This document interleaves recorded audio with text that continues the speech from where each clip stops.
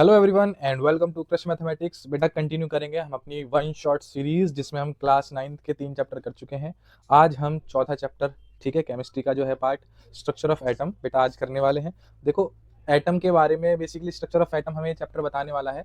Atom के बारे में और मॉलिक्यूल्स कैसे बनते हैं, कैसे एटम रिएक्ट करते हैं, ये चीज़ें हम डिस्कस कर चुके हैं पिछले चैप्टर में। मैंने आपको थोड़ा ओवरव्यू भी दे दिया था कि एटम असल में कैसा होता है, ठीक है। आज हम पढ़ने वाले हैं कि जो मैंने आपको लास्ट चैप्टर में एटम का मॉडल बताया था, एटम का स्ट्रक्चर बताया था, वो एटम का स्ट्रक्चर हमने अचीव कैसे किया है, ठीक है। तो काफी इंफॉर्मेटिव चैप्टर होने वाला है, छोटा चैप्टर है, ठीक है, ज्यादा लिखने का काम नहीं होगा इसमें, ठीक।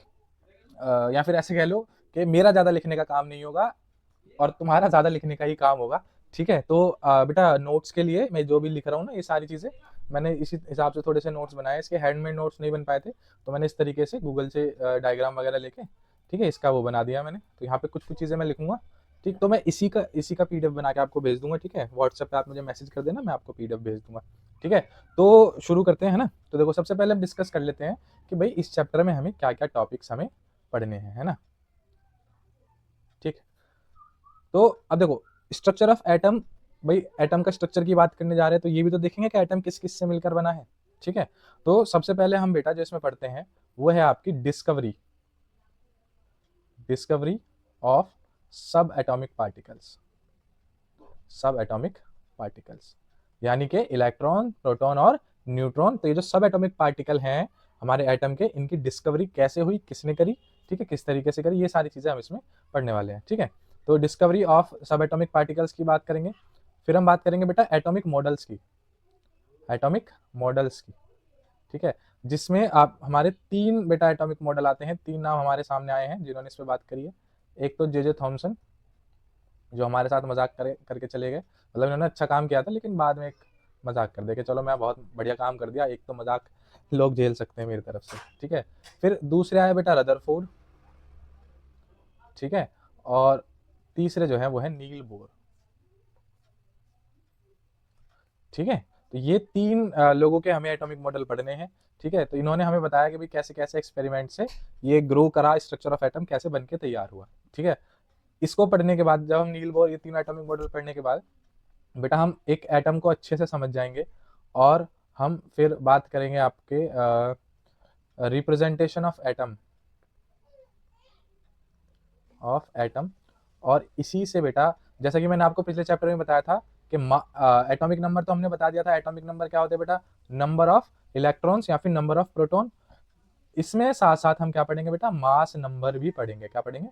मास नंबर भी पढ़ेंगे। ये असल में पहले हम ये चीज पढ़ेंगे, उसके बाद फिर हम ये पढ़ेंगे, ठीक है। अच्छा, इसमें एक चीज और मैं जोड़ूंगा बेटा, एटॉमिक मास की डेफिनेशन। मैंने पिछले लास्ट चैप्टर में हमने एटॉमिक मास पढ़ तो लिया था कि एटॉमिक मास होता क्या है। एटॉमिक मास का यूज करके हमने मोलर मास कैलकुलेट भी कर लिया था, लेकिन मैंने बोला था कि उसकी डेफिनेशन हम आगे पढ़ेंगे, क्योंकि उसके लिए इससे पहले भी, एटॉमिक मास से पहले भी एक चीज और पढ़नी है हमें, जो है बेटा आपके isotopes and isobars. Isotopes and isobars, ठीक है। और ये आइसोटॉप्स के साथ ही मैं आपको ये पढ़ाऊंगा एटॉमिक मास की डेफिनेशन, ठीक है। तो बेसिकली ये मेजर टॉपिक्स हैं जो इस चैप्टर में हमें पढ़ने हैं बेटा, ठीक है। तो जल्दी जल्दी से बिना देरी करे शुरू करते हैं।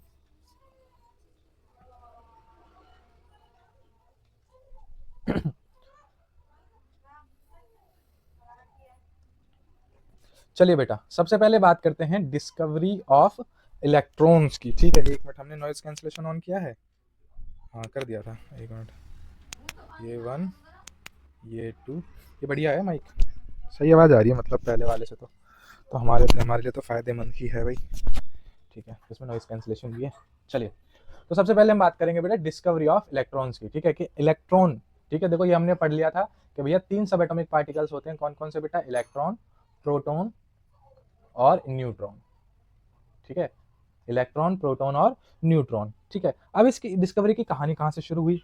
भाई देखो, हम आपको ये पता है कि अभी अगर हम किसी चीज को रब करते हैं, जैसे आपने देखा होगा बलून हम सर पे रब करके दीवार पे लगा देते हैं, ठीक है, उसमें चार्ज क्रिएट हो जाता है जिसकी वजह से उस वहां पर अट्रैक्शन हो जाती है और वो दीवार से चिपक जाता है बलून, ठीक है।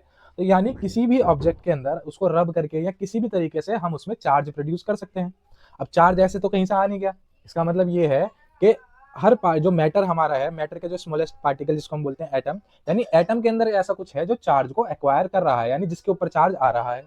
तो यहां से ये दिमाग में आई चीज कि भैया एटम के जो पार्टिकल, या तो एटम के अंदर ठीक है। अब सब एटॉमिक पार्टिकल्स की तो बात उस टाइम नहीं हुई थी, तो हम कह सकते हैं कि एटम के अंदर चार्ज है, ठीक है। अब इस चीज को डिस्कवर करने के लिए जे थॉमसन ने, किसने, जे थॉमसन ने, कब बेटा, ये डेट भी थोड़ी याद रखना है, 1897, ठीक है। वैसे सीरीज में बताऊंगा, ठीक। अच्छा, ये वाला मजाक नहीं है भाई जे थॉमसन का, ये बढ़िया वाली वो थी डिस्कवरी, ठीक है। आगे मजाक आ आएगा, ठीक है। हाँ, तो जे थॉमसन ने किसकी डिस्कवरी करी भाई, इलेक्ट्रॉन की डिस्कवरी करी, क्योंकि दिमाग में ये बात आ गई थी कि एटम के अंदर कुछ ना कुछ तो चार्ज है, ठीक है। अब इसके लिए उन्होंने क्या करा, देखो, Thomson proved that atoms are not the most basic form of matter, ठीक है। स्मॉलेस्ट पार्टिकल तो वो स्मॉलेस्ट पार्टिकल तो एटम को ही कहते हैं, स्मॉलेस्ट यूनिट, सॉरी, एटम को ही कहते हैं, लेकिन इसने ये बोला कि इसने प्रूव कर दिया कि एटम जो है वो सबसे छोटी नहीं है, यानी उससे भी छोटी चीजें हैं, ठीक है। He discovered that cathode rays, बेटा नाम याद रखना, cathode rays are made up of charge particles, ठीक है। He calculated the mass to charge ratio of the particles. इसकी कुछ कंक्लूजन्स भी अभी हम पढ़ने वाले हैं इसमें, ठीक है। हाँ ये ठीक है, इसकी कंक्लूजन्स भी पढ़ने वाले हैं। तो बेसिकली इन्होंने यहाँ पर क्या किया, इन्होंने देखो एक वैक्यूम ट्यूब ली। वैक्यूम ट्यूब का मतलब क्या है कि बेटा यहाँ पर किसी भी तरह की एयर नहीं है, ठीक है, किसी भी तरह की यहाँ पर एयर या वो चीज नहीं है, ठीक है, कोई पार्टिकल नहीं है। तो यहाँ पर ना देखो, अब कैथोड, कैथोड ये ध्यान रखना, कैथोड होता है नेगेटिवली चार्ज, एनोड होता है पॉजिटिवली चार्ज, ठीक है। Cathode negative, anode positive. तो यहाँ से ना कैथोड से कुछ रेज रिलीज करी इन्होंने, ठीक है। अब जब ये एनोड की तरफ तो जाएंगी, चलो, लेकिन एनोड के पास यहाँ पर एक पॉजिटिव चार्ज और एक नेगेटिवली चार्ज प्लेट लगा दी। अब ये जो रेज है, ये क्या हुआ, ये भैया आपका पॉजिटिव की तरफ अट्रैक्ट हुई। देखो यहाँ भी पॉजिटिव है तो इसकी तरफ भी अट्रैक्ट हुई, लेकिन यहाँ थोड़ी सी डिफ्लेक्ट होगी, क्योंकि यहाँ पॉजिटिव है, यहाँ नेगेटिव है। तो यानी ये कह सकते हो कि नेगेटिव से दूर डिफ्लेक्ट हुई है, नेगेटिव से दूर गई है, ठीक है। तो इसका मतलब है भाई, कोई चीज अगर नेगेटिव से दूर जा रही है और पॉजिटिव के पास जा रही है, ये चीज आपने पढ़ी होगी बेटा, कि अगर पॉजिटिव नेगेटिव, नेगेटिव पॉजिटिव हो तो क्या करते हैं, ये अट्रैक्ट होता है यहाँ पर, ठीक है, यहाँ पर अट्रैक्शन होती है। और अगर पॉजिटिव पॉजिटिव या फिर नेगेटिव नेगेटिव होता है तो यहाँ पर रिपल्शन होती है, ठीक है। तो ये सारी चीज थी, ठीक है। तो नेगेटिव से कोई चीज रिपेल हो रही है और पॉजिटिव की तरफ अट्रैक्ट हो रही है, इसका मतलब क्या हुआ कि यहाँ पर जो है कुछ ना कुछ नेगेटिव चार्ज है, ठीक है। समझ में आई बात। तो इसको अब देखो, ध्यान रखने वाली चीज क्या क्या है, ना तो ये डायग्राम आता है आपके पेपर में, ठीक, और बेसिकली क्या क्या पूछा जाता है वो बता देता हूँ। देखो, कैथोड रेज ध्यान रखना, कैथोड रेज क्या है, नेगेटिव रेज भी कह सकते हो उनको, क्योंकि ये नेगेटिव टर्मिनल से निकल के जा रही है, ये पॉजिटिव प्लेट की तरफ अट्रैक्ट हुई थी या डिफ्लेक्ट हुई थी, इस वजह से ये डिस्कवर हुआ कि इसके अंदर कुछ ना कुछ नेगेटिव चार्ज है, ठीक है। अब यहाँ पर देखो, ये वाली जो लाइन है, mass to charge ratio, mass to charge ratio का मतलब क्या है, यहाँ पर देखो थॉमसन ने ना इसका रेशियो कैलकुलेट करने की कोशिश करी, ठीक है, जो कि नॉर्मल एटम से या फिर नॉर्मल आयन से काफी ज्यादा अलग आई। इसका मतलब ये हुआ कि ये जो आपका नेगेटिव चार्ज आ रहा है, ये किसी और चीज की वजह से आ रहा है जो बहुत ही छोटी और हल्की है, ठीक है। तो इस तरीके से डिस्कवरी, देखो ये कुछ की पॉइंट्स ध्यान रखेंगे, ठीक है। तो क्या ली थी उन्होंने, कैथोड रे ट्यूब ली थी, और कैसी थी वो, वैक्यूम ट्यूब। कैसी, वैक्यूम, वैक्यूम मतलब यहाँ पर कोई भी पार्टिकल नहीं होता, ठीक है। A vacuum tube with a negative electrode यानी कैथोड, ठीक है, and a positive electrode anode. Observation देखो क्या क्या थी, when a high voltage was applied a stream of rays called cathode rays emanated from the cathode towards the anode, ठीक है, cathode से एनोड की तरफ चली, ठीक है। अब देखो इलेक्ट्रिक फील्ड और मैग्नेटिक फील्ड, देखो जब यहाँ पर, अब देखो ये छोटा डायग्राम है, वैसे जो प्रॉपर डायग्राम है उसमें मैग्नेटिक भी लगी होती है बेटा। अभी यहाँ पर जो ये पॉजिटिव प्लेट और नेगेटिव प्लेट है, इसकी वजह से एक इलेक्ट्रिक फील्ड यहाँ पर डेवलप हो रहा है। देखो कहीं से भी अगर इलेक्ट्रिसिटी फ्लो हो रही है, ठीक, जैसे इलेक्ट्रिसिटी फ्लो हो रही है, होती है पॉजिटिव टू नेगेटिव, तो कहीं भी जो है इलेक्ट्रिसिटी जब फ्लो होती है तो बेटा उसके अंदर उसके आसपास एक इलेक्ट्रिक फील्ड बन जाता है, ठीक है। तो यहाँ पर ये जब पॉजिटिव और नेगेटिव प्लेट्स यहाँ पर लगाई गई तो यहाँ पर एक इलेक्ट्रिक फील्ड बन गया, ठीक है। तो इस इलेक्ट्रिक फील्ड की वजह से यहाँ पर डिफ्लेक्शन हुई, ठीक है, deflection by electric and magnetic field. इसमें मैग्नेट भी लगा देते हैं जो प्रॉपर डायग्राम बनाते हैं। अभी 9th क्लास के हिसाब से इतना समझना काफी है, ठीक है। Thomson observe that these rays could be bent by both electric and magnetic fields indicating they carried a charge, ठीक है, कि इसके अंदर एक चार्ज है। अब देखो ये चार्ज टू मास रेशियो की क्या बात हुई, by measuring the deflection of the rays under different electric and magnetic strength, Thomson was able to calculate the charge to mass ratio of the particle. और conclusion क्या निकला, he calculated charge to mass ratio which was much higher than that of any non ion, मतलब उस time पे जितने भी non ion थे, ions को जानते थे, उससे काफी ज्यादा रेशियो ज्यादा है। रेशियो ज्यादा आने का मतलब क्या है कि चार्ज में और मास में जो डिफरेंस है वो काफी ज्यादा है, ठीक है। Leading Thomson to conclude that cathode rays were composed of previously unknown, यानी इसमें कुछ ऐसी चीज है जो हम पहले से नहीं जानते, यानी कुछ नई चीज है, या फिर कह लो कोई नया सब एटॉमिक पार्टिकल है जिसको क्या नाम दिया गया, इलेक्ट्रॉन, ठीक है।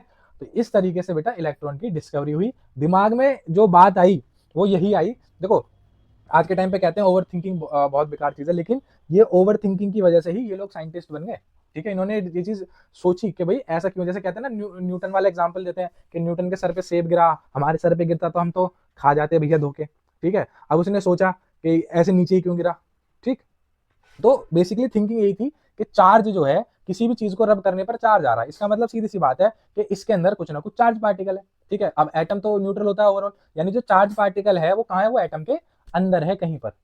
ठीक है, तो ये इस तरीके से बेटा एटम की इलेक्ट्रॉन की डिस्कवरी हुई। किसने करी, जे थॉमसन ने। कब करी बेटा, 1897 में। ठीक है, और किससे बेटा, ये नाम याद रखना, कैथोड रे एक्सपेरिमेंट भी कह सकते हो उसको आप, क्या कह सकते हो, कैथोड रेज एक्सपेरिमेंट। ठीक है, अब जब यहाँ ये डिस्कवरी हो गई, इसके बाद डिस्कवरी हुई आपकी प्रोटॉन की।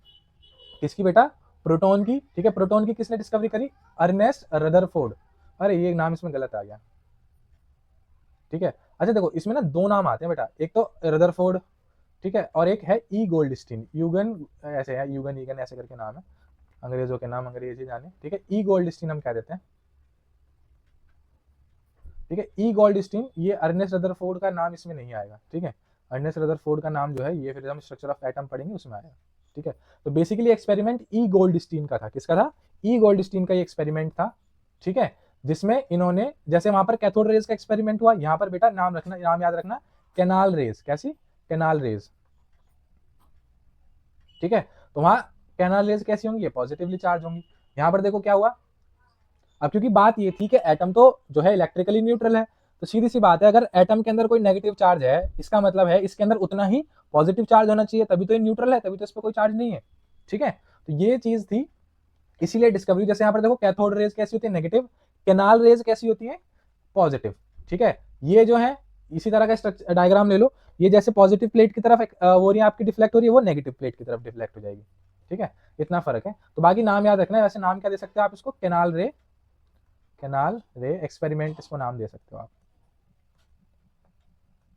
ठीक है, समझ में आई इतनी बात। चलिए, फिर इसके बाद बेटा डिस्कवरी ऑफ न्यूट्रॉन। अच्छा तो ध्यान रखना कब, 1999 में किसने, ई गोल्डस्टीन ने डिस्कवरी करी, किसकी, कैनाल रेज की। किसकी, कैनाल रेज। देखो कई बार ई गोल्डस्टीन और रदरफोर्ड का नाम एक साथ आ जाता है, क्योंकि बेटा जो रदरफोर्ड थे वो ई गोल्डस्टीन के स्टूडेंट थे, यानी उनके स्टूडेंट कह लो या कलीग कह लो या जूनियर, है ना, जैसे जूनियर साइंटिस्ट होते हैं ऐसे कह लो, तो साथ में ही थे, तो इसलिए इनका नाम आपको दोनों का नाम काफी जगह एक साथ देखने को मिलेगा।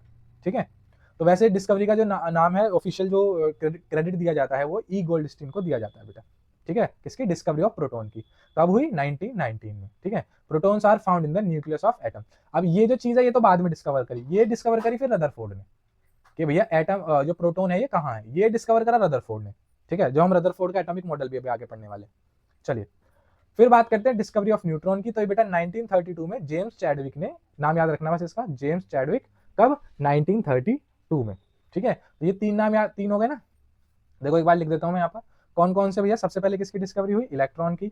कब हुई, 1897 है ना, 97 है ना, या 94 है, हाँ 1897 सही है।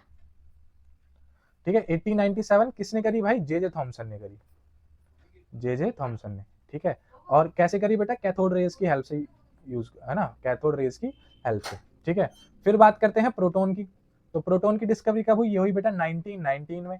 किसने करी, ई गोल्डस्टीन ने करी, ई गोल्डस्टीन ने करी। ठीक है, और किसकी हेल्प से करी, कैनाल रेज की हेल्प से करी।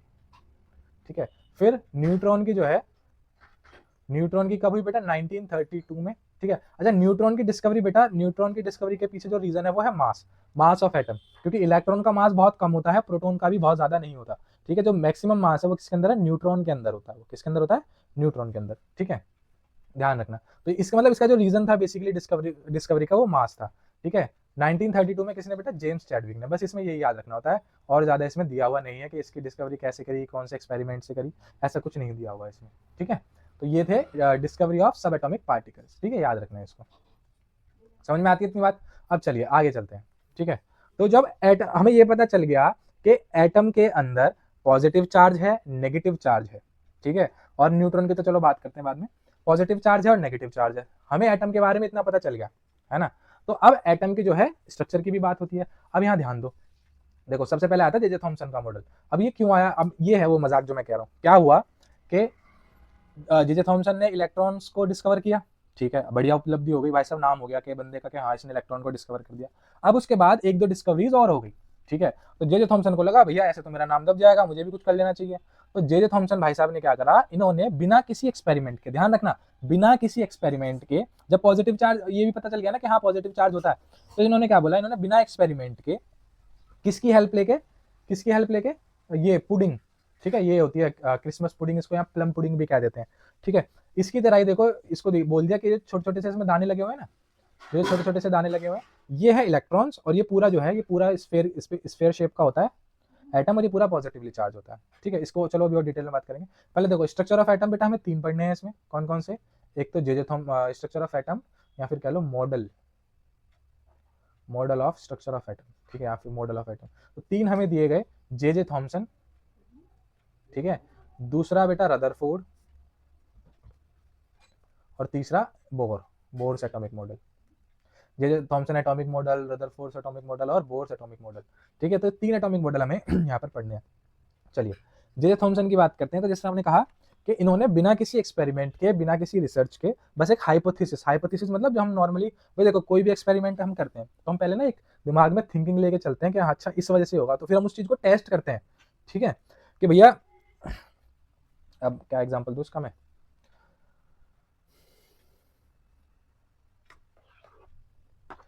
ठीक, तो हाइपोथेसिस हमारी हेल्प करती है किसी भी चीज को। भाई पहले मैं कुछ चीज सोचूंगा ना कि अच्छा ये हुआ ही इसकी वजह से हुआ है, तो मैं उसको चेक करके देखूंगा क्या इसकी वजह से हो रहा है, ठीक है। तो उन्होंने बस एक हाइपोथेसिस बना दी, उसको उन्होंने चेक नहीं किया, ठीक है, तो इसीलिए जो है ये बाद में फेल हो गया। बना क्या था, इसको बेटा हम जे थॉमसन एटॉमिक मॉडल को, इसको 2 नाम और दिए जाते हैं, एक तो watermelon model, watermelon model of atom, या फिर एक नाम और दिया जाता है pudding model of an atom, ठीक है। तो पुडिंग देखो इस तरह की पुडिंग है आपकी, ठीक है।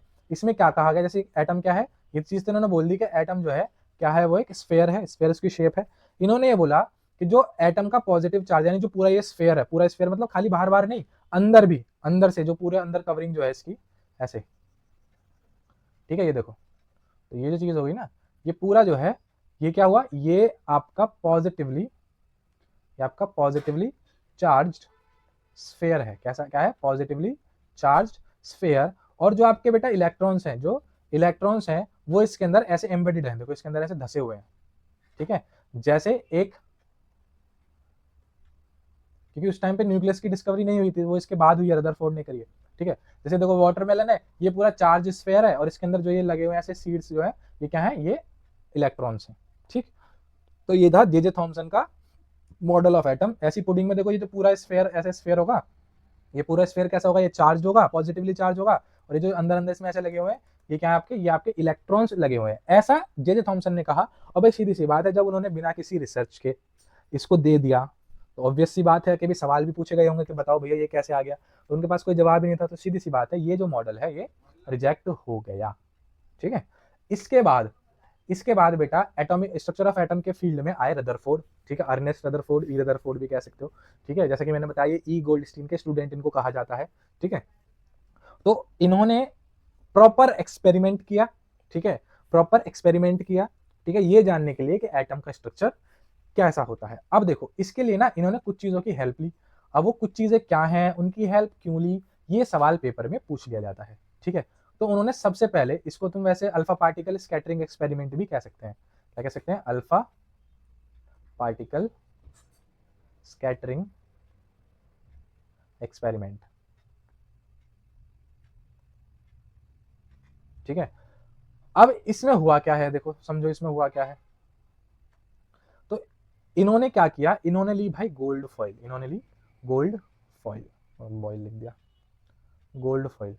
गोल्ड फॉइल क्यों ली, गोल्ड ही क्यों लिया, गोल्ड देखो एक मेटल है, गोल्ड ही क्यों लिया, गोल्ड के अलावा कुछ और क्यों नहीं लिया, सिल्वर ले लेते, आयरन ले लेते। तो देखो बेटा गोल्ड क्यों लिया, सवाल पूछा जाता है ये पेपर में, बहुत ध्यान से सुनना। तो गोल्ड जो है ये है मोस्ट मैलिएबल मेटल, ठीक है, यानी बहुत ज्यादा मैलिएबल का मतलब क्या होता है, मैलिएबल बेटा मेटल की एक प्रॉपर्टी होती है जिससे हम उसको थिन शीट्स में वो कर सकते हैं। जैसे आपने बेटा मिठाई के ऊपर देखा होगा सिल्वर वो लगी होती है, सिल्वर का वर्क और गोल्ड का वर्क लगा होता है, तो गोल्ड जो है वो सिल्वर से भी ज्यादा मेलिएबल है। अब देखो सीधी सी बात समझो, जैसे यहाँ पर देखो, ये समझ के चलो, ये क्या है, ये सपोज करो ये मेटल है या गोल्ड है, ठीक है। अब इस गोल्ड में जब मैं ऐसे रखूंगा इसको, तो इसमें बहुत सारे एटम्स होंगे। अब एटम यहाँ भी होंगे, एटम तो बहुत छोटा होता है, एटम यहाँ भी होगा, इसके पीछे भी होगा, फिर उसके पीछे होगा।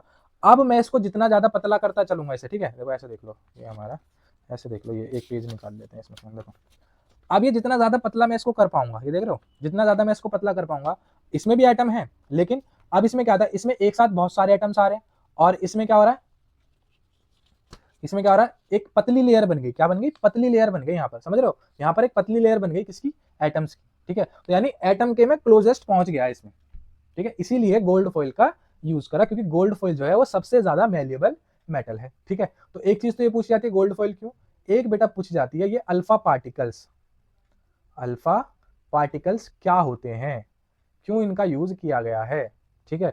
तो समझो भाई, अल्फा पार्टिकल, अच्छा सिंबल होता है बेटा ऐसे, ये अल्फा का सिंबल होता है, ठीक है।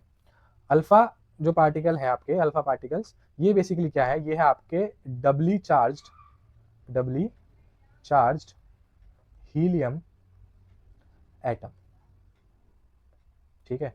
हीलियम बेटा, हीलियम मैंने आपको बताया था, हीलियम जो है एक नोबल गैस है जिसका एटॉमिक नंबर 2 होता है, ठीक है, यानी इसके अंदर 2 इलेक्ट्रॉन है, और जब वो दोनों ही इलेक्ट्रॉन इसमें से निकाल दिए जाएंगे, ठीक है, तो इसके अंदर क्या आ जाएगा, 2 पॉजिटिव चार्ज आ जाएगा। तो ये जो है ना He2 पॉजिटिव बेटा, ये होता है आपका अल्फा पार्टिकल, ठीक है। सवाल पूछा जाता है कि अल्फा पार्टिकल ही क्यों, ठीक है।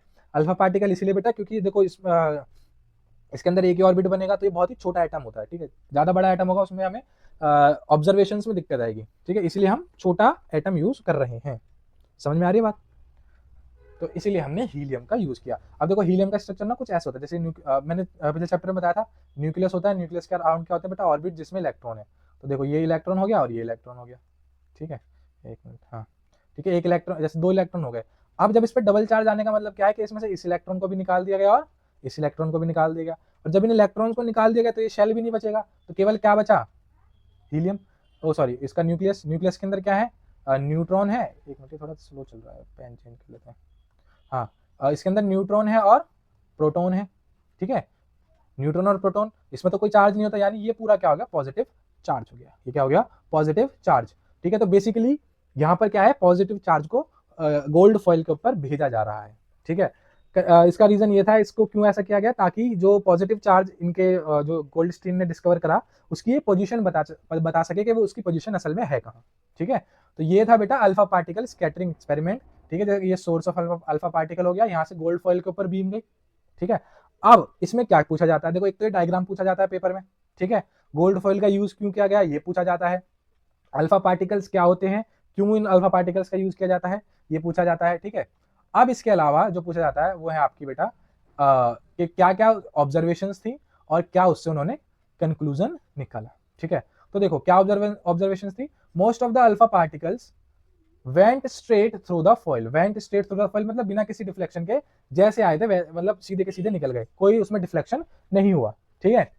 Some particles were deflected at large angles, at large angles काफी बड़े बड़े एंगल्स पर, और बहुत ही कम जैसे क्या देते हैं 1 आउट ऑफ 12,000 या 20,000 उसमें से जो है बाउंस्ड बैकवर्ड हो गया, मतलब जिस रास्ते वो गया था उसी रास्ते आ गया, ठीक है। तो जैसे ऐसे समझो, मैं इसमें एक सर्कल बना लेते हैं, जैसे कि सर्कल हो गया है ना, ठीक।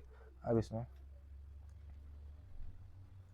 देखो ज्यादातर जो है वो तो बिल्कुल ऐसे सीधे निकल गए, ठीक है, इस तरीके से बिल्कुल सीधे निकल गए, कुछ जो है वो लार्ज एंगल्स पर या कुछ छोटे एंगल्स पर डिफ्लेक्ट हो गए, कुछ लार्ज एंगल्स पर डिफ्लेक्ट हुए होंगे, कुछ छोटे एंगल्स पर भी डिफ्लेक्ट हुए होंगे, और बहुत कम जो है बेटा वो जिस रास्ते आए थे उसी रास्ते बाउंस बैक हो गए, बाउंस बैक मतलब जैसे आए थे वैसे ही वापस लौट गए, ठीक है, यहाँ पर जैसे सेंटर में से, ठीक है। तो ये बेसिकली ऑब्जर्वेशन थी, 3 ऑब्जर्वेशन, और 3 ऑब्जर्वेशन से 3 ही कंक्लूजन। क्या क्या कंक्लूजन आ गए हमारे पास, देखो सबसे पहले ज्यादातर तो सीधे निकल गए, इसका मतलब क्या है, मोस्टली एटम का जो है मोस्टली जो स्पेस है वो कैसा है, एम्प्टी है, atoms are mostly empty space, ठीक है। Atoms have a large positively charge nucleus at their centre, ठीक है, एटम के अंदर जो है वो एक न्यूक्लियस है, मतलब सेंटर है, ठीक है, जिसके अंदर सारा पॉजिटिव चार्ज है, ठीक है। अच्छा लार्ज पॉजिटिवली चार्ज है, लेकिन अगर मैं इसको एटम के साइज से कंपेयर करूं तो न्यूक्लियस जो है एटम के साइज के कंपैरिजन में बहुत ही ज्यादा छोटा है, ठीक है। The nucleus is very small, देखो compare to the size of the atom, यही वाली बात होगी, समझ में आई। तो 3 ऑब्जर्वेशन और 3 ही कंक्लूजन। बेटा ऑब्जर्वेशन भी पूछ सकता है, कंक्लूजन भी पूछ सकता है, और दोनों को एक साथ भी पूछ सकता है, ठीक है। इसके अलावा इसकी बेटा जब इसने एक्सपेरिमेंट किया, कुछ ऑब्जर्वेशन हुई, कुछ कंक्लूजन हुई, उसके बेसिस पर इन्होंने क्या दिया, फाइनल जो है अपना एटॉमिक मॉडल दे दिया कि भैया ये आपके पोस्टुलेट्स हैं, एटम ऐसा होता है, ठीक है। क्या देखो रदरफोर्ड मॉडल, एटॉमिक मॉडल में क्या क्या पोस्टुलेट है। The atom has a positively charge nucleus in its centre, ठीक है। The nucleus is very small compare to the atom size, ठीक है। और इलेक्ट्रॉन्स के बारे में क्या कहा गया है, जो नेगेटिवली चार्ज पार्टिकल्स हैं, जो इलेक्ट्रॉन्स हैं, वो क्या है, वो इस न्यूक्लियस के अराउंड जो है घूमते हैं। Electrons orbit the nucleus in circles, यानी इसके अबाउट घूमते हैं, ठीक है, ऑर्बिट्स में।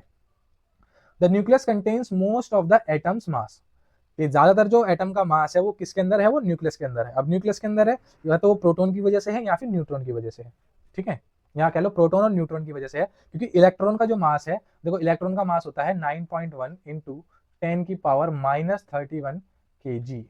अब -31 का मतलब समझ लो कि 0 पॉइंट और 30 जीरो और उसके बाद फिर 91, ठीक है। तो बहुत ही ज्यादा, मतलब कह लो ना के बराबर ही है इसका मास, ठीक है। वहीं अगर प्रोटॉन की बात करें तो प्रोटॉन का कुछ ऐसी होता है 1.6 और यहाँ पर 10 की पावर -27। -27 का मतलब क्या है कि देखो इससे जो है इसका 10 कितना 4 जीरो एक्स्ट्रा हो गए ना, तो इसका 10,000 गुना, इसका 10,000 गुना, यानी 10,000 इलेक्ट्रॉन का मास जितना होगा उतना एक प्रोटॉन का होगा, लगभग, ठीक है। तो इसीलिए जो है जो जितना भी उसका मास है वो प्रोटॉन और न्यूट्रॉन की वजह से ही है, ठीक है। न्यूट्रॉन का मास भी लगभग इतना ही होता है, ठीक है। तो नेगेटिवली चार्ज, हाँ कहाँ तक हो गया था, यहाँ तक, ठीक है। Negatively charge electrons rotate around the nucleus, ये सेम ही बात हो गई, ठीक है। यहाँ से ऑर्बिट वाला, there is an electrostatic force of attraction between the nucleus and the electron, electron और जो आपका ये है न्यूक्लियस है, इसके बीच में एक इलेक्ट्रोस्टैटिक फोर्स होती है, जो बेटा पॉजिटिव और नेगेटिव चार्जेस के बीच में होती है, या नेगेटिव या पॉजिटिव। अब क्योंकि अट्रैक्शन फोर्स है तो पॉजिटिव और नेगेटिव के बीच में, तो क्या कह दिया गया कि न्यूक्लियस जो है वो आपका पॉजिटिव है, इलेक्ट्रॉन्स आपके नेगेटिव है, तो उनके बीच में एक फोर्स ऑफ अट्रैक्शन है, जिसकी वजह से वहां पर इलेक्ट्रॉन एटम के अंदर रुके हुए हैं, ठीक है। तो ये था आपका एटम का रदरफोर्ड का मॉडल, ठीक है। ये उसके पोस्टुलेट हो गए, ठीक है। अगर आपको ये लगता है कि भाई ये पोस्टुलेट थोड़ा सा, इसकी लैंग्वेज थोड़ी सी अजीब है या मजा नहीं आया, तो आप बेटा एनसीईआरटी वाली उठा लेना, एनसीईआरटी में सेम मतलब सेम ही है उसका भी, ठीक है, कि भैया उसका सेंटर बहुत छोटा है, जिसको न्यूक्लियस कैसे कहते हैं, उसी के अंदर सारा पॉजिटिव चार्ज और मास है, इलेक्ट्रॉन उसके अराउंड घूमते हैं, ठीक है। तो इतना इसने कह दिया। अब इन्होंने बहुत बढ़िया काम कर दिया भाई, मतलब एक तरीके से कहते हैं ना कि हमें बेस तैयार करके दे दिया कि भैया एटम ऐसा होता है, ठीक है। अब इसमें कुछ सवाल पूछे गए इनसे जिनका जवाब ये नहीं दे पाए, ठीक है। क्या सवाल थे, सवाल ये थे कि भैया इलेक्ट्रॉन आपने बोला कि इसके अराउंड वो करते हैं, रिवॉल्व करते हैं, इसके अराउंड घूमते हैं, ठीक है। अगर इलेक्ट्रॉन इसके अंदर घूम रहे हैं, भैया रोटेट वर्ड गलत है, ठीक है, ये गूगल से उठाया है मैंने, गूगल भी इतनी गलती करता है, रोटेट नहीं रिवॉल्व बोलेंगे बेटा। देखो रोटेशन होता है अपने एक्सिस पे ऐसे घूमना, ये ऐसे अपने एक्सिस पे घूमना, यहीं पे घूमना है, ऐसे ऐसे अपने पॉइंट पे, और ऐसे घूमते तो उसको रिवॉल्व करना कहते हैं, ठीक है। तो रिवॉल्व अराउंड द न्यूक्लियस, ठीक। तो इनसे ये पूछा गया कि भाई ऐसे कैसे घूम रहे हैं इलेक्ट्रॉन्स, क्योंकि कोई भी बात है, मैक्सवेल का जो लॉ था उसके हिसाब से, मैक्सवेल पे मत जाओ, सिंपल सी बात समझो कि अगर कोई भी ऑब्जेक्ट, या तुम भी खुद भी अगर किसी भी और कहीं भी भाग रहे हो, ठीक है, अच्छा देखो नॉर्मल तुम सीधा भाग रहे हो, ठीक है, तब भी तुम्हारी एनर्जी खर्च होगी, लेकिन ध्यान देना इस बात का कि जब भी कोई ऑब्जेक्ट सर्कुलर मोशन में घूमता है, ठीक है, तो हर पॉइंट पर उसकी डायरेक्शन चेंज होगी। देखो समझो इसको, थोड़ा सा डायग्राम की हेल्प से समझ लो। देखो एक सर्कल बना लेते हैं इसमें, ऐसे सर्कल है ना, तो देखो हर एक पॉइंट पर जो है इसकी डायरेक्शन अलग होगी। यहाँ पे चेक करोगे तो इधर इसकी डायरेक्शन है, यहाँ पे है तो इधर इसकी डायरेक्शन है, यहाँ पर है तो इधर इसकी डायरेक्शन है, यहाँ पर देखेंगे तो इधर, यानी हर पॉइंट पर जो है डायरेक्शन चेंज हो रही है। अब ये चीज आपने नोटिस करी होगी, आप साइकिल चला रहे हो या बाइक चला रहे हो, जब भी मोड़ पे आप आते हो तो मोड़ पे थोड़ी धीरे हो जाती है साइकिल या बाइक जो भी है, और फिर हमें दोबारा से रेस देनी पड़ती है। और जब एक सर्कुलर ऑर्बिट में कोई चीज घूम रही है तो यानी वो कंटिन्यूअसली एक्सेलरेट हो रही है, यानी कंटिन्यूअसली उसकी स्पीड हम चेंज कर रहे हैं। क्यों? क्योंकि वो कम हो रही है अपने आप, फिर हम उसको बढ़ा रहे हैं, कम हो रही है फिर हम उसको बढ़ा रहे हैं, ठीक है। तो वो कंटिन्यूअसली एक्सेलरेट हो रही है, एक्सेलरेट मतलब हम उसकी स्पीड को कंटिन्यूअसली बढ़ा रहे हैं। ऐसा नहीं कि उसकी स्पीड बढ़ती जा रही है, बहुत तेजी जा रही है, नहीं, मोड पे जब वो आएगी तो धीरे होगी, फिर हम उसे उसी स्पीड में मतलब उस सेम स्पीड में मूव कराने के लिए उस पर फिर एक्सेलरेशन मतलब एनर्जी खर्च होगी, ठीक है। तो अगर कोई भी ऑब्जेक्ट जो है अगर वो सर्कुलर मोशन में घूम रहा है तो सीधी सी बात है वहां पर कंटिन्यूअस एक्सेलरेशन होती है। अब देखो तुमने क्या करा, जैसे बाइक चला रहे हो, ठीक है, अब तुमने चला रहे हैं, जैसे पापा बाइक चला रहे हैं, ठीक है, मम्मी स्कूटी चला रही है, ठीक है, अब स्कूटी चला रहे हो, ठीक है, तो जब जब एक्सीलरेटर देंगे, ठीक है, तो गाड़ी चलती रहेगी, स्पीड भी उसकी बढ़ेगी, ठीक है। एक्सीलेटर छोड़ दोगे थोड़ी देर बाद वो जो है अपने आप धीरे हो जाएगी, किसकी वजह से? फ्रिक्शन की वजह से, ठीक, टायर्स में और रोड के बीच में फ्रिक्शन लगती है। अगर मैं चाहता हूं कि वो कंटिन्यूसली उसी स्पीड से चलती रहे, या मुझे स्पीड बढ़ानी है, तो मुझे एक्सीलरेट देना पड़ेगा, और जब मैं एक्सीलरेट करूंगा उसको तो बेटा गाड़ी का पेट्रोल खर्च होगा, यानी कि एनर्जी जो है वो यूज होगी, एनर्जी कंज्यूम होगी।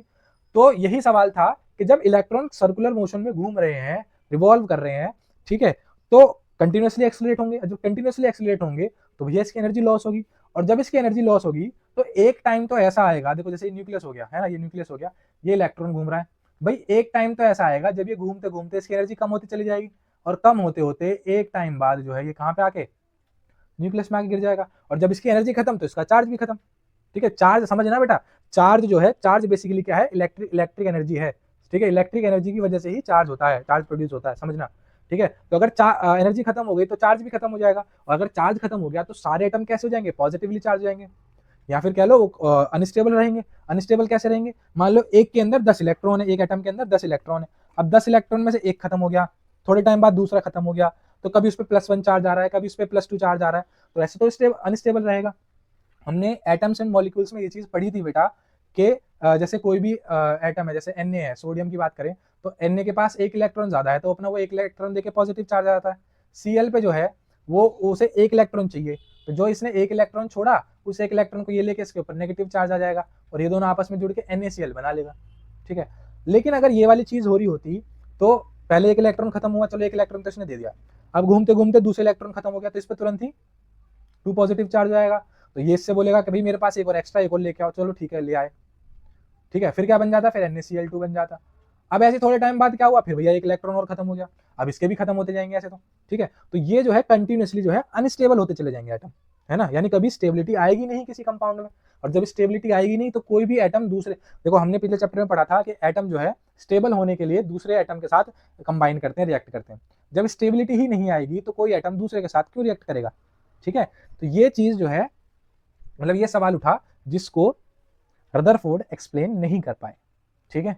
तो ये था मेन रदरफोर्ड एटॉमिक मॉडल, ठीक है। देखो इसकी लिमिटेशंस ये रही बेटा, ठीक है। एटम की instability, the model didn't explain how the electrons stayed in place around the nucleus instead of falling into it, ठीक है, मतलब उसमें गिर जाने चाहिए था ना। अभी देखो अगर पॉजिटिव और नेगेटिव, इसने ये भी बोला ना कि भाई इनके बीच में इलेक्ट्रोस्टैटिक फोर्स ऑफ अट्रैक्शन है, वो पॉजिटिव और नेगेटिव हो तो उसको अपनी तरफ खींच लेगा, ठीक है। तो क्यों रुका हुआ है? इलेक्ट्रॉन का अरेंजमेंट किस तरीके से है ये नहीं बता पाए, ठीक है।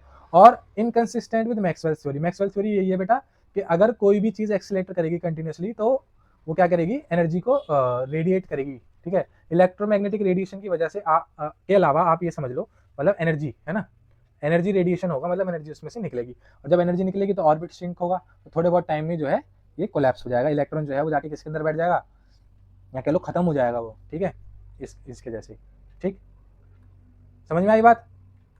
तो रदरफोर्ड ने एक बहुत ही बड़ा स्टेप इस फील्ड में ले लिया था, काफी बढ़िया इन्होंने एक्सपेरिमेंट करके, प्रॉपर एक्सपेरिमेंट करके हमें एटम का एक बेस मॉडल तैयार करके दे दिया कि इसका जो सारा मास और सारा पॉजिटिव चार्ज है वो सेंटर में होता है, इलेक्ट्रॉन्स इसके अराउंड घूमते हैं, ठीक, इस तरीके से, और ज्यादातर जो एटम है वो उसका स्पेस खाली है, ठीक है। इतनी चीज दे दी थी, ये एक चीज एक्सप्लेन नहीं कर पाए, ठीक है।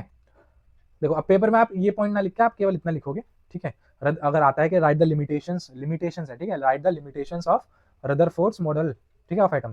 तो Rutherford's model propose that electrons orbited the nucleus in fixed path, however charge particles that move in a circle accelerate which cause them to radiate energy, मतलब उसमें से एनर्जी निकलती है।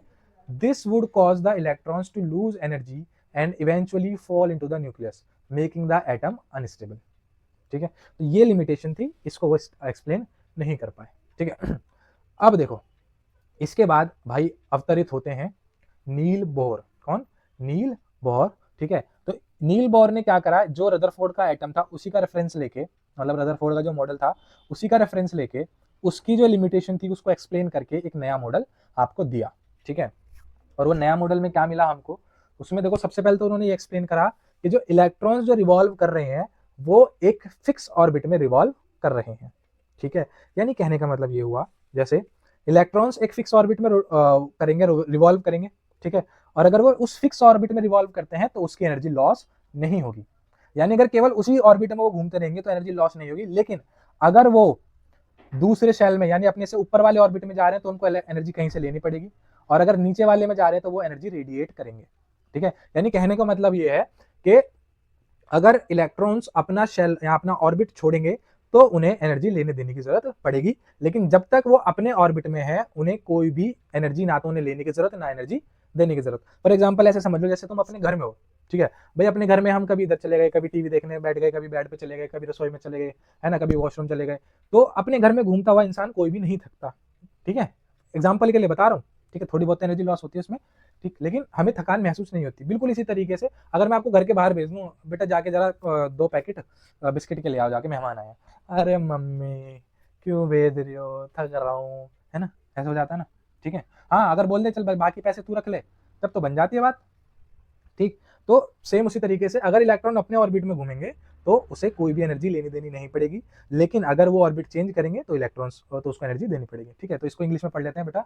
The Bohr's atomic model address the key limitation of Rutherford's model by proposing that the electrons orbit the nucleus in fixed energy levels, in fixed energy levels, ठीक है, इसी को यही ऑर्बिट है, इसको इन्होंने नाम दिया एनर्जी लेवल्स, एनर्जी लेवल्स या फिर shells, preventing them from continuously losing energy, preventing them from continuously losing energy and spiraling हाँ सही तो बोला, spiraling मतलब वो जो ऐसे बन जाता है ना, स्पाइरल टाइप की चीज जो बन जाती है उससे अवॉइड करेगा, ठीक है, into the nucleus, thus explaining the stability of an atom which Rutherford's model could not account for.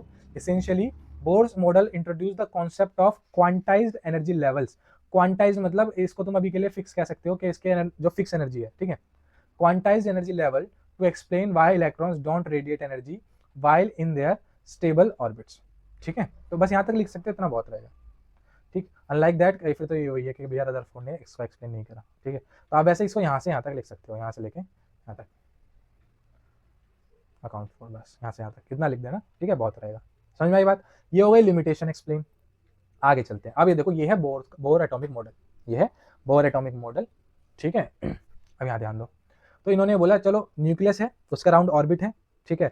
अब जो ऑर्बिट है इसी को इन्होंने क्या बोल दिया बेटा, इसी को इन्होंने एनर्जी लेवल्स बोल दिया, एनर्जी लेवल्स, ठीक है। अगर कोई इलेक्ट्रॉन यहाँ पर है, ठीक है, तो यहाँ पर जब तक घूमता रहेगा वो एनर्जी रेडिएट नहीं करेगा, लेकिन अगर उसको यहाँ से यहाँ जाना है, देखो यहाँ पर देखो, यहाँ से यहाँ या फिर यहाँ से यहाँ अगर जाएगा, देखो द डिफरेंट ऑर्बिट्स और shells have different names and energy levels, मतलब उनकी एनर्जी भी अलग अलग है। The further from the nuclear, the farther, ये फार्दर होना चाहिए, farther, farther from the nucleus the higher the energy level, जितने ज्यादा न्यूक्लियस से दूर होगा मतलब हमारा शेल, उसकी एनर्जी उतनी ही ज्यादा होगी। यानी कहने का मतलब ये होगा कि अगर इलेक्ट्रॉन को यहाँ से यहाँ जाना है तो इसको एनर्जी गेन करनी पड़ेगी, इसको एनर्जी गेन करनी पड़ेगी, क्योंकि इस वाले की एनर्जी ज्यादा है इससे, ठीक है। तो इसमें आने के लिए इसको एनर्जी गेन करनी पड़ेगी, तब इसमें आएगा, फिर और एनर्जी गेन करके इसमें जाएगा, फिर और एनर्जी गेन करके इसमें जाएगा, ठीक है। इसलिए बेटा हमने कहा था, वैसे तो ये तो घूमते रहते हैं, जो वैलेंस शेल है ये पार्टिसिपेट करते हैं रिएक्शन में। हमने बताया था कि ये एनर्जी लेने मतलब इलेक्ट्रॉन्स को लेने और देने दोनों में बराबर एनर्जी लगती है। मतलब कैसे कि अगर इसको बाहर निकलना है तो ये एनर्जी लेके फिर बाहर निकलेगा, और अगर किसी को बाहर से अंदर आना है, किसी को बाहर से अंदर आना है तो वो एनर्जी यहाँ तो रेडिएट करके इसके अंदर आ जाएगा, ठीक है। देखो यहाँ पर देखो, अब ये वाला इलेक्ट्रॉन है, इसको बाहर वाले शेल से अंदर वाले शेल में आना है, तो ये क्या करेगा, देखो फोटोन, इसको फोटोन बोलते थे जब इस एनर्जी चार्ज बेटा, चार्ज पार्टिकल को हम फोटोन भी कहते हैं, ध्यान रखना वर्ड, चार्ज पार्टिकल को फोटोन भी कह देते हैं, फोटोन एमिटेड विद एनर्जी, ठीक है। यानी उसने चार्ज जो एनर्जी है, चार्ज है, उसको रिलीज किया, ठीक है। तो अगर यहाँ से यहाँ जाएगा तो इसकी एनर्जी ज्यादा है, इसकी कम है, तो अगर यहाँ से यहाँ जाना है तो इसका लेवल बनाने के लिए क्या करेगा, एनर्जी को रिलीज कर देगा और यहाँ पहुंच जाएगा। देखो, electrons can jump between orbits when it occurs the electron takes on the energy of the orbital, ये ऑर्बिटल है ना, हाँ, orbital that it is in. If an electron jumps from a higher energy orbit to a lower energy orbit, then क्या है, that energy is released in the form of photon, ठीक है। वही वाली बात है कि अगर नीचे से ऊपर में जाएगा तो ये कहीं से एनर्जी, कहीं से क्या अपने इससे शेल से एनर्जी लेगा और ऊपर जाएगा, और अगर ऊपर वाले शेल से नीचे आना है तो क्या करेगा, एनर्जी को रिलीज करके फोटोन की फॉर्म में फिर नीचे आएगा, ठीक है। तो ये था बोर का एटॉमिक मॉडल बेटा, इसने इसको नाम भी दिए। जो पहला शेल था उसको के बोला, एल, एम और एन, ठीक है। इनको नंबर भी दिए गए, इनको नंबर भी दिए गए। के शेल का मतलब है यहाँ पर एन जो है उसकी वैल्यू 1 है, के फिर एल, यहाँ पर एन जो है वो 2 है, फिर एल एम यहाँ पर एन 3 है, और एम एन सॉरी यहाँ पर एन जो है वो 4 है, ठीक है। मतलब इसको नंबर दिए गए, ठीक है। अब इससे ये हो गया कि भैया जैसे जैसे और एटम्स डिस्कवर होते चले जाएंगे, उनमें इलेक्ट्रॉन्स का पता चलता चला जाएगा, और उस हिसाब से हम उसको अरेंज करते हुए चले जाएंगे, ठीक है। अब इसके लिए बेटा एक रूल भी दिया, देखो ये तो उसके पोस्टुलेट हो गए, समझो पहले पोस्टुलेट पढ़ लो। Electrons orbit the nucleus in fixed paths called orbits, each orbit has a fix energy level, the energy levels are represented by quantum numbers, by quantum numbers, देखो ये जो 1 2 3 एंड सो ऑन जो भी लिखे थे। The lowest energy level is called the ground state, ठीक है। Electron gain energy to move from a lower energy level to higher energy level, यही वाली बात बेटा जो मैंने बताई कि अगर लोअर से हायर में जाना है तो एनर्जी गेन करनी पड़ेगी, और अगर हायर से लोअर में आएंगे तो एनर्जी लूज करेंगे, ठीक है। Electrons gain energy to move from lower energy level to higher energy level, electrons lose energy, ठीक है, to move from higher to lower energy level. The orbits are represented by the letters K, L, M, N and so on, आगे भी चलता चला जाएगा जैसे जैसे discovery होती चली जाएगी। The electrons do not radiate energy while revolving, देखो यहाँ से वर्ड यूज हुआ है, while revolving in their fixed orbits, वही है कि अगर उस फिक्स ऑर्बिट में घूमता रहेगा तो कोई भी एनर्जी रेडिएट नहीं होगी, ठीक है। The Bohr model is not applicable for the system with more than 1 electron, अच्छा ये क्या है, इसको छोड़ दो अभी। Bohr model is not applicable for systems with more than 1 electron, ये अलग से कोई लाइन आ गई, इसको छोड़ दो, इसको पढ़ने की जरूरत नहीं है, ठीक है। तो इतना ही हम याद रख लेंगे इसको, ठीक है। और अगर जैसे इसमें पॉइंट ज्यादा है, एनसीईआरटी में 4 या 5 ही पॉइंट्स हैं, चाहे वो लिख लो चाहे ये लिख लो, इसको थोड़ा सा बस तोड़ के लिख दिया उसको अलग से, ठीक है। जैसे इसको ग्राउंड स्टेट बोलते हैं, जो लास्ट वाला होता है उसको हम वैलेंस शेल बोल देते हैं, क्या बोल देते हैं बेटा, वैलेंस शेल, ठीक है। और वैलेंस शेल की हेल्प से ही हमने जो आपको पिछले चैप्टर में वैलेंसी निकालनी सिखाई थी बेटा, वो वैलेंस शेल मतलब जैसे 2 8 ऐसे था ना, 288, तो जैसे अगर 2,1 लिखा हुआ है तो ये लास्ट शेल है, तो ये वैलेंस शेल है, तो इसके हिसाब से ये मतलब यही डिसाइड करेगा वैलेंसी को, ठीक है। तो ये वैलेंस शेल, और वैलेंसी हमने पिछले चैप्टर में पढ़ी थी, ठीक है। अच्छा ये देखो, अच्छा इससे पहले एक चीज और बता देता हूँ, एक बेटा फॉर्मूला दिया था, number of electrons in nth orbit, in nth orbit, इसके लिए फॉर्मूला दिया गया था बेटा 2n², क्या फॉर्मूला दिया गया, 2n², ठीक है। जैसे जब n इज 1 था, ठीक है, तो नंबर ऑफ इलेक्ट्रॉन्स कितने हो जाएंगे, मैं ऐसे लिख रहा हूँ डायरेक्ट, तो 2 × 1² मतलब 2 × 1 मतलब 2, ठीक है। जब n जो है वो 2 हो जाएगा तो इलेक्ट्रॉन जो है वो कितने हो जाएंगे, 2 × 2² मतलब 2 × 4 मतलब भैया 8, ठीक है। यानी पहले में 2 और दूसरे में 8, ठीक। अब n इज 3 में इलेक्ट्रॉन जो है कितने हो जाएंगे, 2 × 3 का स्क्वायर, नहीं सॉरी, अरे मैंने उल्टा लिख दिया,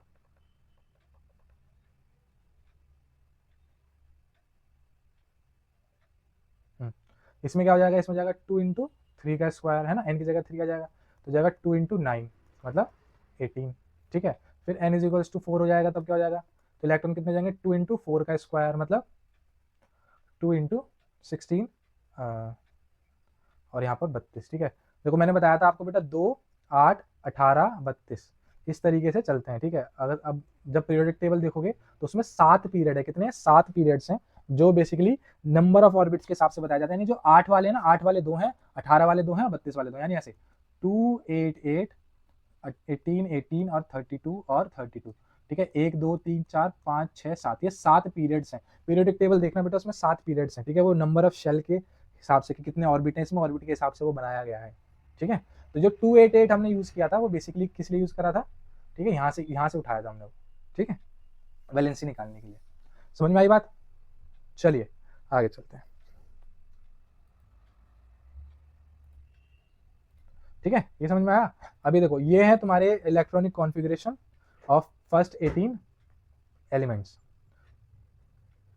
इलेक्ट्रॉनिक अरेंजमेंट क्या देते हैं, अरेंजमेंट, ठीक है, ऑफ फर्स्ट 18 एलिमेंट्स, ठीक। ये जो बीच में क्या है बेटा, देखो ये तो जैसे हाइड्रोजन है, हाइड्रोजन में 1 इलेक्ट्रॉन होता है, ये न्यूक्लियस है बीच में, जो सेंटर में बेटा ये न्यूक्लियस, देखो इसमें 2 इलेक्ट्रॉन है, ठीक है। फिर इसमें देखो, इसमें 2 इलेक्ट्रॉन पहले में और फिर एक इसका था ना 2,1, ये 1 था, ये 2, फिर इसके क्या हो गया, इसका हो गया 2,1, ये 2,2, ठीक है, इस तरीके से। जैसे सोडियम का था, देखो यार, एक मिनट, ये हमारा माउस कहाँ घूम रहा है, ठीक है। जैसे सोडियम का देखो, सोडियम का होता है 281, है ना, यानी देखो ये तो न्यूक्लियस हो गया, पहले में 2 इलेक्ट्रॉन, दूसरे में 8 और तीसरे में 1, ये इसको एक को ही निकाल देता है, जिससे इस पर पॉजिटिव चार्ज आ जाता है, ठीक है। अब मेरे गले की बैंड बजती जा रही है थोड़ी सी, पानी की बोतल भी नहीं लेके बैठा आज तो मैं, चलो अभी पी लेंगे। चलिए, समझ में आई इतनी बात, आगे देखते हैं, ठीक है। तो ये बेटा आप देख लेना, इसमें बनाने को आ जाता है बिल्कुल, जैसे जैसे चैप्टर 3 में हमने याद किया था एटॉमिक नंबर, इलेक्ट्रॉनिक कॉन्फ़िगरेशन, उसी की हेल्प से आप इसको बना सकते हो बड़े आराम से, ठीक है। जैसे भाई अगर मुझे किसी कोई बनाना है 2,8,3, ठीक है, तो यानी पहले न्यूक्लियस हो गया, पहले में 2 इलेक्ट्रॉन, दूसरे में फिर 1 2 3 4 5 6 7 8 और फिर तीसरे में 1 2 3, इस तरीके से आप बना सकते हैं, ठीक है। इसे हटा रहा हूँ मैं, 2,8,3 कहाँ है, इसमें है ना एल्यूमिनियम, पहले में 2, दूसरे में 8, तीसरे में 3, ठीक है। इस तरीके से आप इसको बना सकते हो बेटा, समझ में आ गई बात। चलिए आगे चलते हैं। अब देखो अब एक इंपॉर्टेंट टेबल है भाई, ये इंपॉर्टेंट टेबल जो है आपकी एनसीईआरटी में ही है, ठीक है, जो हमें कंपोजिशन ऑफ एटम बताता है कि एक एटम के अंदर कितने इलेक्ट्रॉन हैं, कितने प्रोटॉन हैं और कितने न्यूट्रॉन हैं, ठीक है। इलेक्ट्रॉन और प्रोटॉन, बेटा ये चीज हमने डिस्कस कर ली थी कि नंबर ऑफ इलेक्ट्रॉन बराबर होते हैं नंबर ऑफ प्रोटॉन के, और ये बराबर होता है आपका एटॉमिक नंबर के, ठीक है, ये होता है आपके एटॉमिक नंबर के बराबर। अब सवाल ये आता है कि भैया अब इसमें मास नंबर या फिर कह लो, अब सवाल ये आता है कि न्यूट्रॉन का कैसे पता चलेगा, तो न्यूट्रॉन के लिए बेटा हम निकालेंगे मास नंबर, अभी आगे चलेंगे। तो पहले ये देख लो, जैसे हाइड्रोजन है, हाइड्रोजन के अंदर भैया क्या है, एटॉमिक नंबर कितना है, 1, नंबर ऑफ प्रोटॉन 1 है, इसके अंदर कोई न्यूट्रॉन नहीं है, नंबर ऑफ इलेक्ट्रॉन 1 है। हाइड्रोजन के अभी हम कुछ ऐसे भी एटम पढ़ेंगे जिसमें न्यूट्रॉन आपको मिल जाएगा, ठीक है, अभी चलेंगे आगे, ठीक है। तो ये एक टेबल होगी बेटा, इसको आप पढ़ लेना, ज़्यादा इसमें कुछ है भी नहीं। एटॉमिक नंबर मैंने आपको पिछले चैप्टर में याद कराए थे, 18 20 तक कराए थे। जितने एटॉमिक नंबर है उतने ही नंबर ऑफ प्रोटॉन हो गए, उतने ही नंबर ऑफ इलेक्ट्रॉन हो गए। नंबर ऑफ ये न्यूट्रॉन कैसे निकालना है ये मैं आपको भी सिखाऊंगा, ठीक है, याद कर सकते हो तो बहुत अच्छी बात है, ठीक है। और ये फिर इनकी इलेक्ट्रॉनिक कॉन्फ़िगरेशन होगी, ये भी हमने सीखी थी, और ये आपकी क्या कहते हैं इसको वैलेंसी निकालना भी हमने पिछले चैप्टर में ही सीख लिया था बेटा, ठीक है।